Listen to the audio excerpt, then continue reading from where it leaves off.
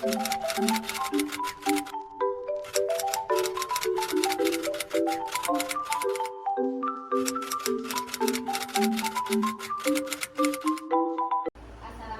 Bu Ida. Waalaikumsalam warahmatullahi wabarakatuh.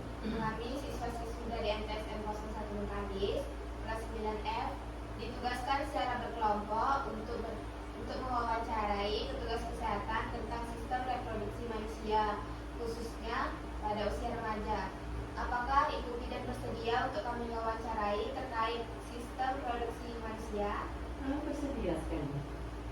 Baiklah, saya Adina Zahra ingin memberi pertanyaan tentang apa saja kasus gangguan sistem reproduksi manusia yang diidap oleh warga Bengkalis dalam 5 tahun terakhir, khususnya pada usia remaja. Pertanyaan bagus sekali, terima kasih. Baiklah, saya akan coba menjawab terkait permasalahan kesehatan reproduksi yang dihadapi oleh remaja saat ini ya. Yang pertama yaitu adanya kehamilan dini atau pernikahan yang dini. Itu kita jumpai sewaktu melakukan pemeriksaan di puskesmas.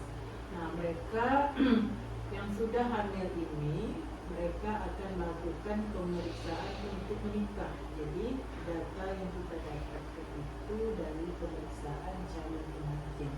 Nah, di situ rata-rata umurnya berkisar 15, 16, 17 ya. Jadi saat ini yang paling banyak untuk kesehatan reproduksinya terkait dengan kehamilan dini atau pernikahan dini. Seperti itu. Baik, terima kasih Bu Bidan, sangat bagus sekali. Pertanyaan kedua, kami persilakan kepada Nadifa. Perkenalkan, nama saya Nadifa Nurul Asati. Saya ingin menanyakan apa saja faktor risiko yang dapat meningkatkan kemungkinan seseorang terkena penyakit sistem reproduksi. Faktor risikonya itu pergaulan bebas, kan? Ya. Pergaulan bebas.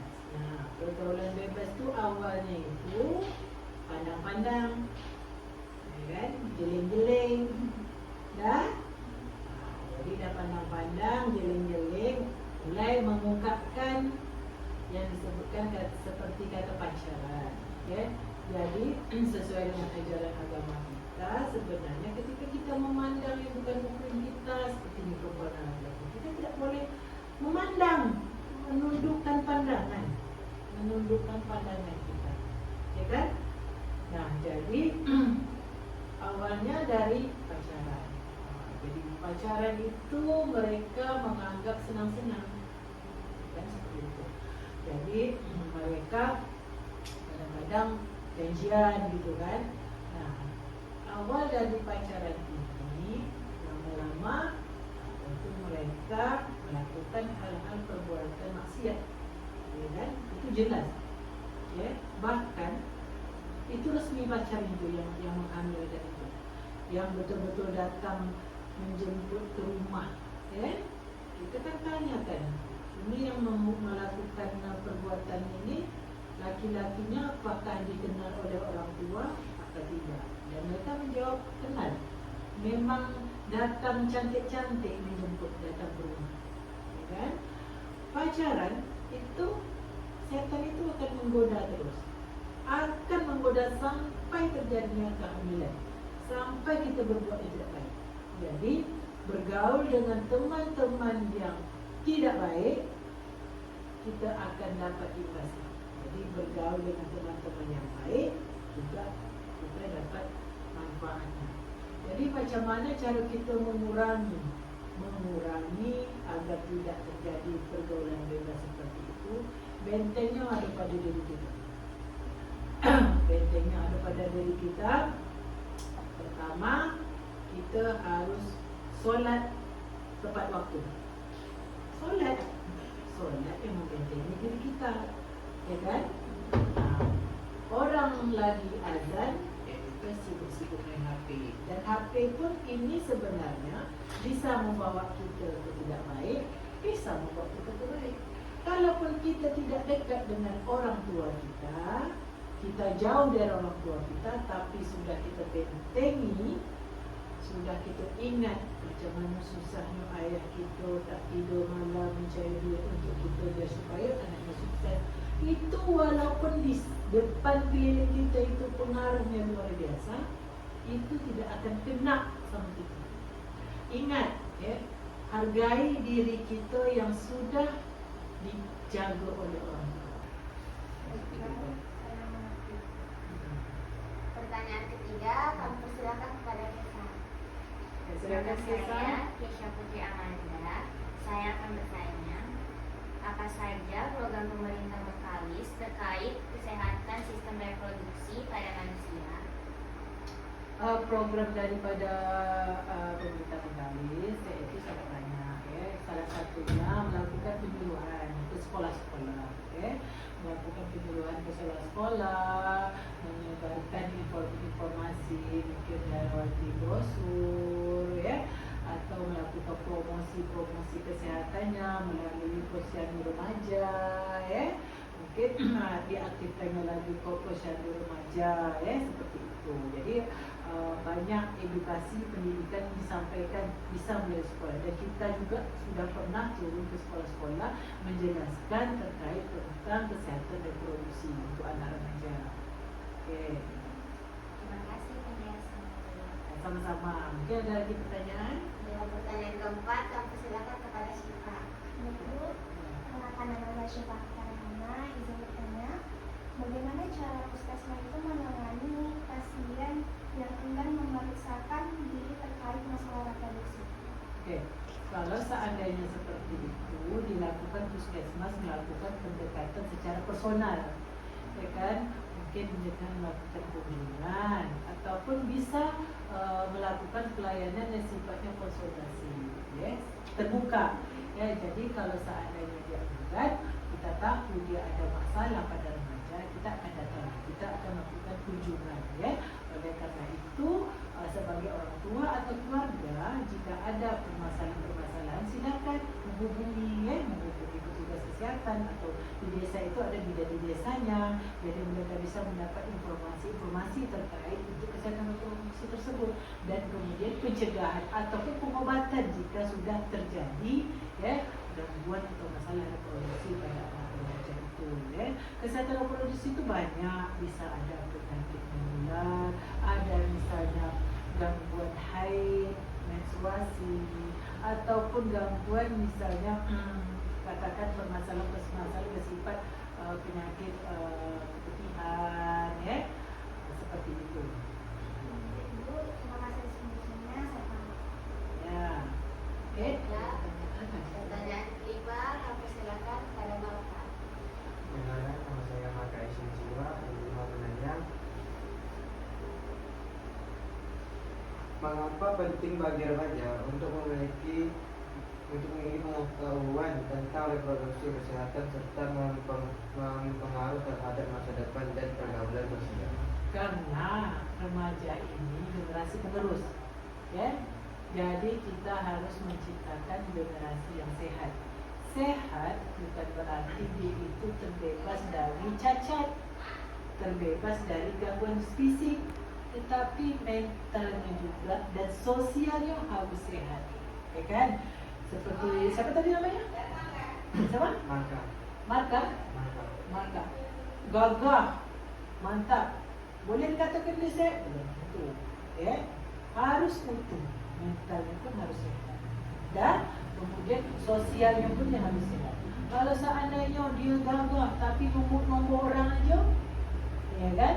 Atau ditegur disapa dia marah gitu kan, belumlah disebut sehat secara utuh.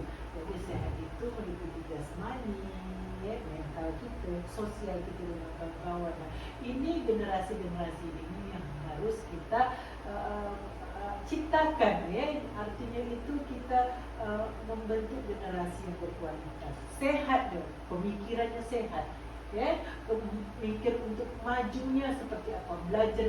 Nah, jangan sampai kita melalaikan kesehatan fisik kita. Misalnya kita selalu mengabaikan makan, kadang suka makan yang jajan-jajan yang sifatnya merusak, jajan yang berpengawet-pengawet.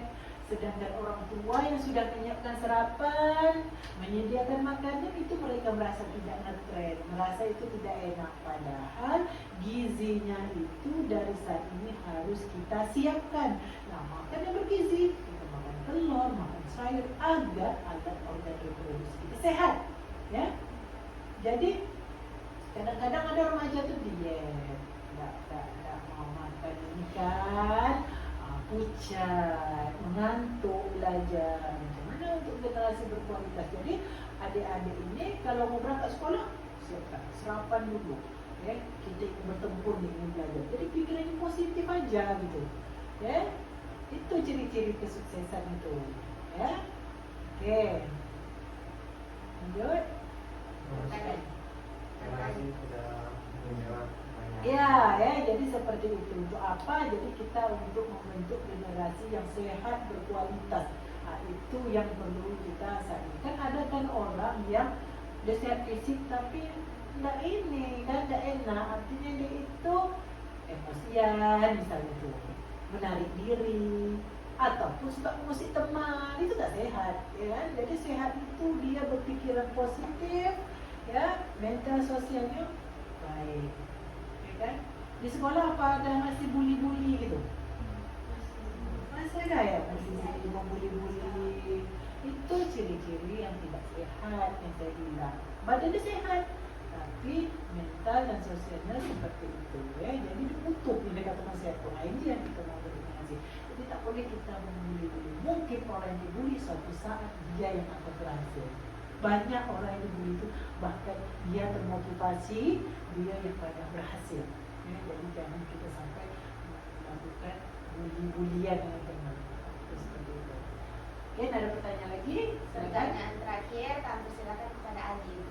Perkenalkan, nama saya Muhammad Khairul. Saya izin bertanya, apa pesan ibu untuk para remaja agar terhindar dari penyakit sistem reproduksi manusia? Jadi yang paling ingin saya sampaikan, semoga ini menjadi bekal untuk adik-adik semua. Pertama, solat. Jangan pernah meninggalkan solat. Okay? Solat membuat kita dilindungi dari hal-hal yang tidak baik. Solat membuat kita dijauhkan dari mara bahaya, dijauhkan dari segala perbuatan maksiat.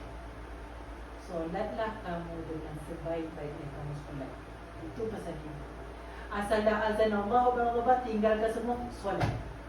Okay? Itu ciri-ciri orang sukses. Jarang orang yang melalaikan solat itu tidak sukses. Itu ibu mungkin.